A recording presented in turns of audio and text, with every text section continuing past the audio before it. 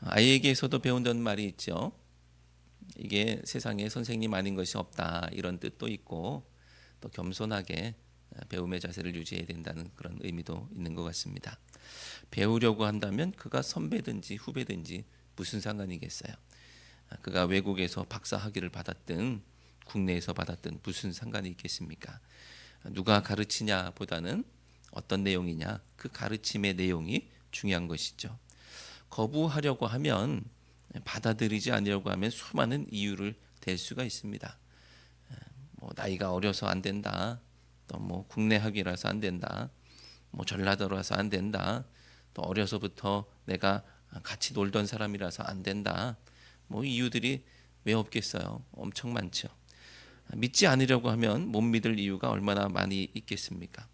아직 때가 안 돼서 내가 못 믿겠어요 라고 하는 사람도 있고, 나는 죄가 많아서 못 믿겠어요 이런 사람도 있고, 비합리적이라서 못 믿겠다, 너무 멀쩡해서 못 믿겠다, 너무 과격해서 못 믿겠다, 그 사람이라서 못 믿겠다. 콩으로 매주를 쓴다고 해도 못 믿는 것이죠. 하지만 똑같이 그런 이유가 못 믿을 근거일 수도 있지만 또 믿을 근거가 되기도 합니다. 그러므로 중요한 것은 껍데기가 아니라 알맹이이죠. 알맹이. 껍데기보다는 알맹이에 집중하면 생각이 바뀌고 또 믿을 수가 있게 되는 것입니다. 예수님의 배경이 아니라 예수님 자체에 집중하면 예수님을 믿고 그 믿음의 역사가 일어날 줄로 믿습니다. 오늘 본문에도 못 믿는 사람들이 등장해요.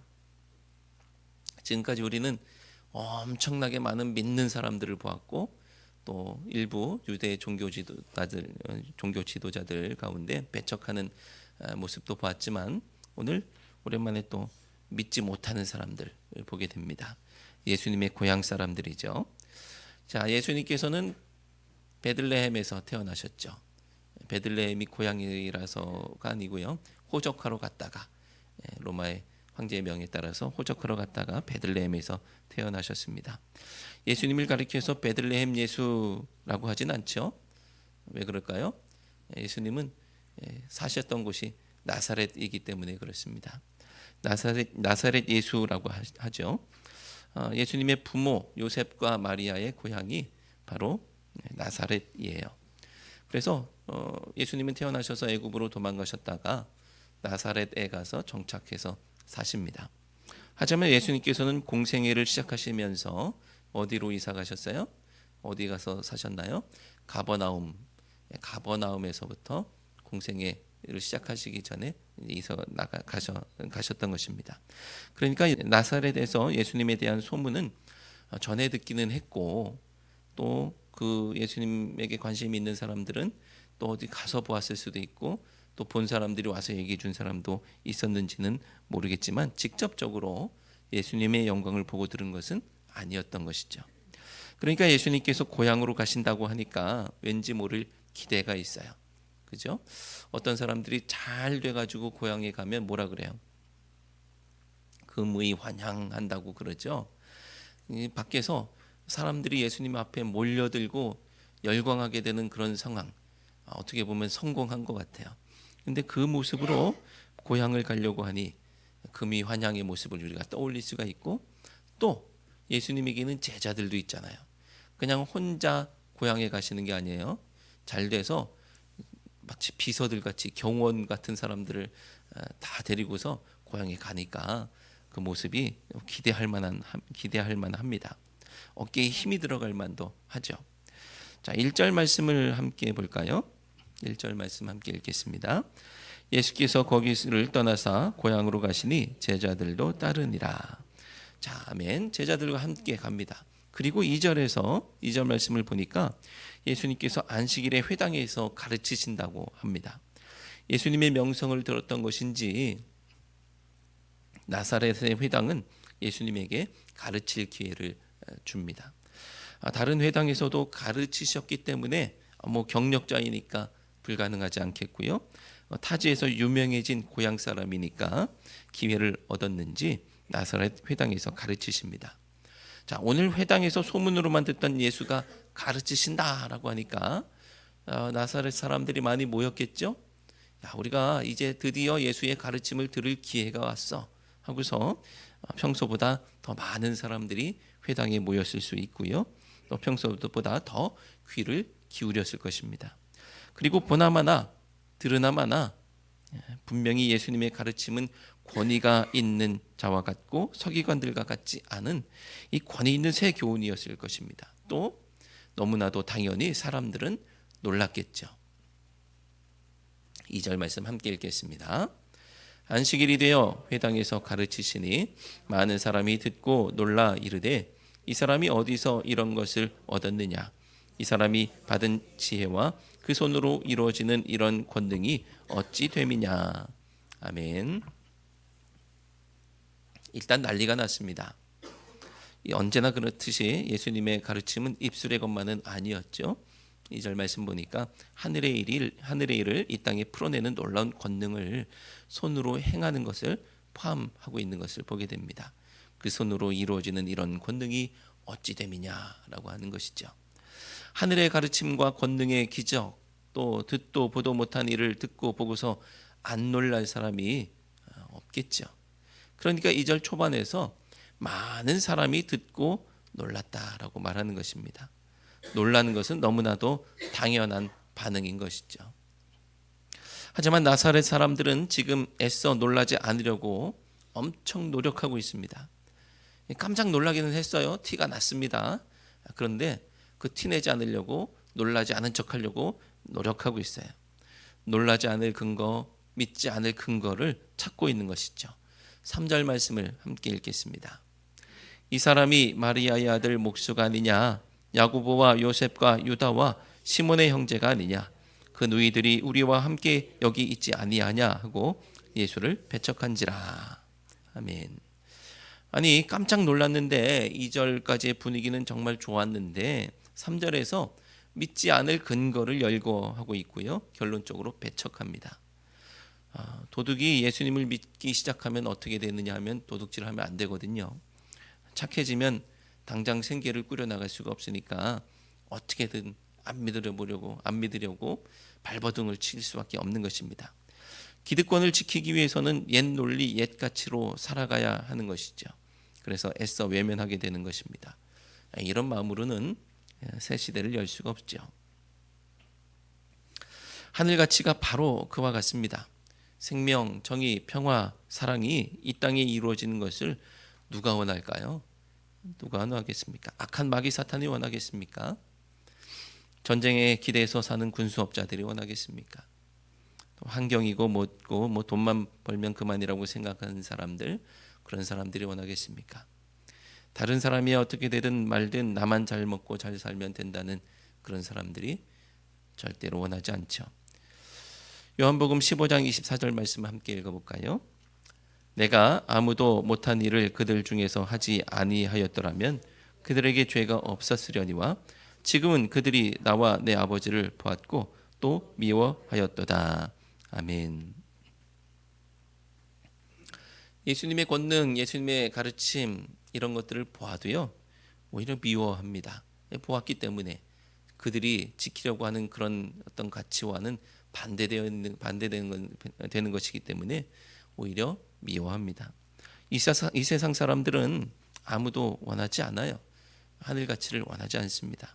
이 땅의 가치로 사는 사람은 아무도 원하지 않습니다. 하늘 가치로 사는 사람, 하늘 가치를 이 땅에 가져오려는 사람, 하나님 나라를 이 땅에 이루려고 하는 사람만 원하는 것이죠. 그러니 방해하는 세력이 있는 것은 너무나 당연하고 예수님을 거부하고 배척하는 것도 너무나 당연합니다. 그러니 이 일은 다른 누군가에게 미룰 일이 아니고요. 내가 앞장서야 하는 일입니다. 방해를 뚫고 나가야 하는 것이고요. 예수님께서 배척당하실 때에 나 또한 그 배척을 당할 수 있다는 사실을 기억하고 각오해야 하는 것입니다. 우리는 세상에 속한 자가 아니요 도리어 예수님께 속한 사람이기 때문에 그렇습니다. 그 각오가 없이 하나님 나라는 먼 나라 얘기일 뿐이라는 것을 기억하시기 바랍니다. 하나님 나라 하늘 가치는 놀란 사람들의 일입니다. 계속 말씀드리지만 마가복음에서 예수님을 만났던 사람들, 예수님의 가르침을 듣고 기적을 보았던 사람들의 반응은 놀라는 것이었습니다. 그렇게 놀란 나머지 사람들은 예수님 앞에 나와서 엎드리고 무릎을 꿇는 것이죠. 당장 지난 시간 살펴본 말씀도 깜짝 놀라서 예수님의 발 아래 엎드렸던 2명, 즉 죽어가는 12살 딸을 둔 회당장 야이로와 그리고 12의 혈루증을 앓던 여인에 대한 이야기였습니다. 이 사람들이 보였던 반응을 예수님은 믿음이라고 하셨고, 그 믿음은 새로운 삶, 또 하늘의 삶을 향해 위대한 발걸음을 떼는 그것으로부터 시작하는 것이죠. 그리고 그 첫 발걸음은 그들이 놀랐기 때문에 가능했던 것입니다. 자, 그런데 놀랐다고 해서 그 위대한 결단을 하는 것은 아니죠.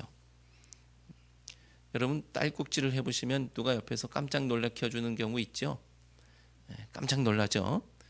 그러면 깜짝 놀랐다고 해서 그 삶이 바뀌지는 않습니다. 놀랐다고 해서 위대한 결단을 하지는 않습니다. 또 때로는 엄청난 충격에 놀라기도 합니다. 트라우마가 생기기도 하죠.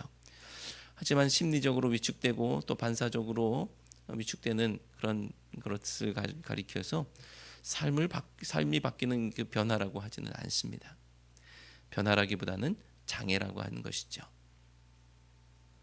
하지만 경이로움 앞에서 우리는 중심으로부터 놀라움을 금하지 못하는, 경이로움은 우리를 놀라게 하고 우리 인생을 송두리째 바꿔놓기에 충분한 그런 모습을 보이기도 합니다.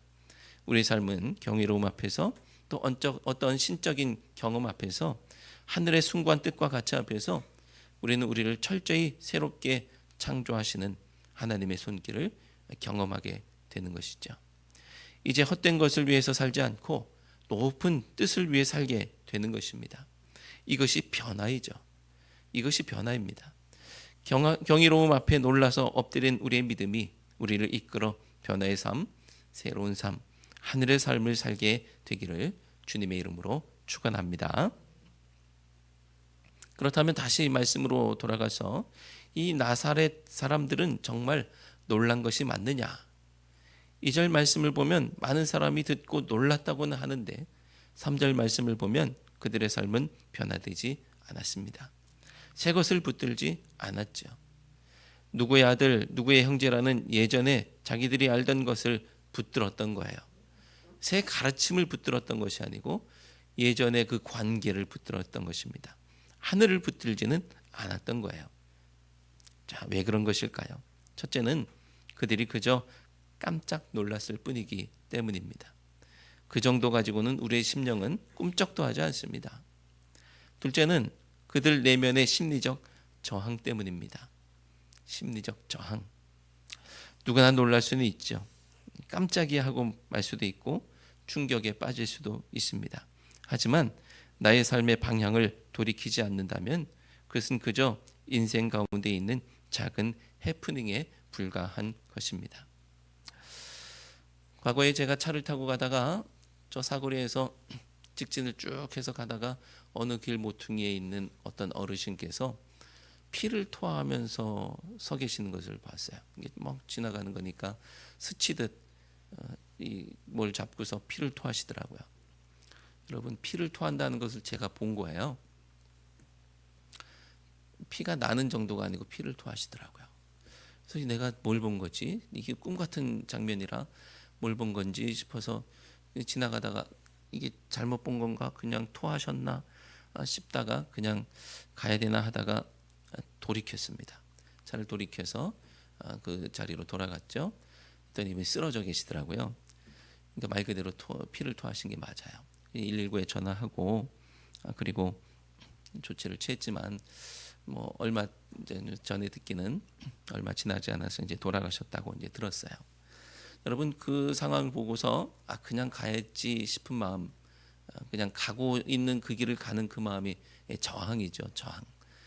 돌이켜 봐야 되나? 돌아가 봐야 되나? 라고 했을 때 그럴 필요 없어 라고 하는 그런 저항이 있습니다. 하늘 가치를 우리 가운데 부어주셨을 때 우리가 살고 있었던 이 세상에 저항이 있어요. 그 저항을 뒤로 하고 돌이키는 것, 그의 삶을 돌이키는 것, 핸들을 꺾는 것, 이게 필요한 것이죠. 그러지 않으면 아무 일도 일어나지 않는 거예요. 우리의 방향을 돌이켜서 가던 길을 멈추고 우리의 돌아가는 것, 이것이 필요합니다. 누구나 놀랄 수는 있지만 나의 삶을 바꾸지는 않습니다. 하지만 우리의 핸들을 돌이키고 바꿨을 때에 우리 가운데 놀라운 일들이 일어나는 것이죠. 경이로움 앞에서 놀랐다면 핸들을 돌려야 합니다. 가던 걸음을 돌이켜야 됩니다. 또 멈춰서야 하는 것이죠. 고개를 들어야 하는 것이죠. 하늘을 바라봐야 하는 것입니다. 그래야 역사가 나타날 줄로 믿습니다. 여러분, 감동적인 영화를 보신 적이 있으실 겁니다. 극장 간 게 언젠가 싶으실 수도 있지만 영화관에 가서, 극장에 가서 영화를 볼 때에 그 영화가 우리 마음을 움켜잡기도 하고 우리의 마음을 웅장하게 만들기도 합니다. 그래서 영화를 보는 동안 감정이입도 되고 나는 이렇게 살아야 되겠다라는 결단을 하기도 하고 어떤 숭고한 가치와 또 뜻을 보기도 하고 그렇게 우리의 마음이 부풀어 오를 때가 있죠. 그런데 어두컴컴한 영화관을 벗어나서 다시 현실로 돌아오면 언제 그랬냐는 듯 그때 그 감정, 그 결단, 그 마음들은 온데간데 없이 하루빨리, 너무나 빨리 정신 차려버리고 마는, 그래 현실에 적응해버리고 마는 우리의 모습도 있습니다. 영화에서 봤던 그 고상한 가치, 그게 밥 먹여주나 하면서 빨리 정신 차리자고 자기의 뺨을 두드리기도 하는 것이죠. 사랑하는 성도 여러분, 영화를 봤으면 내 마음속 잔잔한 여운을 될 수 있으면 길게 간직하시기 바랍니다. 아름다운 그림을 봤으면 마음에 오래 담아둬야 되는 것이죠. 좋은 책을 읽었으면 그냥 덮어버리고 마는 것이 아니라 오래도록 곱씹어 보는 것입니다. 그 여운이 우리의 가슴을 뛰게 할 것이고 그 감동이 우리를 숭고한 존재로 살게 할 것이고 우리를 사로잡았던 그 황홀함이 우리를 아름다운 곳으로 안내할 것이기 때문에 그래요. 예수님의 말씀을 듣습니다. 예수님의 기적을 봅니다. 그리고 예수님께서 보여주시는 아름다운 것을 머릿속에 그려봅니다. 지금까지 듣지도 보지도 못했던 것을 마음에 담아봐요. 금방 떨쳐버리지 않고 오래 간직하셔야 돼요. 나사렛 사람처럼 그들처럼 엄청 놀라긴 했고 보긴 보았고 듣긴 들었어요. 그런데 빨리 떨쳐버리면 안 되는 거예요. 그걸 이 마음속에 간직하는 것이죠. 저는 예수님께서 말씀하시고 보여주신 그 허황된 것 같이 이 사람들이 볼 때는 허황돼 보이는 것 같은 그것이 저의 마음을 사로잡고 저의 인생을 이끌어가기를 원합니다. 저는 예수님께서 풍기시는 향기에 도취되기를 원하고 예수님께서 맛보이신 저 하늘의 싱그러움에 취하고 싶어요. 저는 이 꿈에서 깨고 싶지가 않습니다. 이 마음을 품을 때 예수님은 더욱 부어주실 것입니다.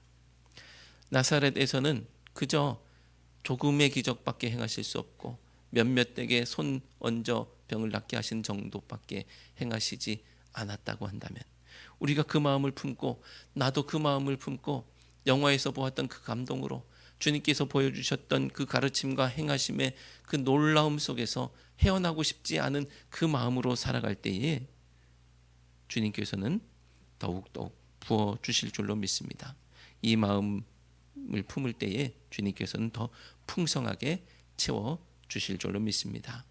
우리 주곡교 모든 성도들이 그 마음을 품으시고 주님의 말씀에 행하심에 놀랐을 때 그 놀람을 마음속에 간직하며 살아갈 수 있는 우리 모두가 되시기를 주님의 이름으로 축원합니다. 기도하겠습니다. 하나님, 예수님의 말씀을 들을 때에 저희의 마음을 따뜻하게 하시고 깨닫게 하시고 새 삶을 향한 의지를 주시니 감사합니다. 그런데 저희가 주님께서 주시는 따뜻함을 상실할 때가 있습니다. 주님께서 꾸게 하시는 꿈에서 깰 때가 있습니다. 달려가던 길에서 주저앉아 뒤를 돌아볼 때가 있습니다. 주님, 새 힘을 허락하여 주옵소서. 날마다 은혜 안에 살게 하옵소서. 다시 힘을 내어 달려가게 하옵소서. 저희 마음이 이상하게 뜨거워지는 일이 날마다 있게 하옵소서. 주님 주시는 감동 안에 거하기를 원합니다. 주님 부어 주옵소서. 예수 그리스도의 이름으로 기도드려옵나이다. 아멘.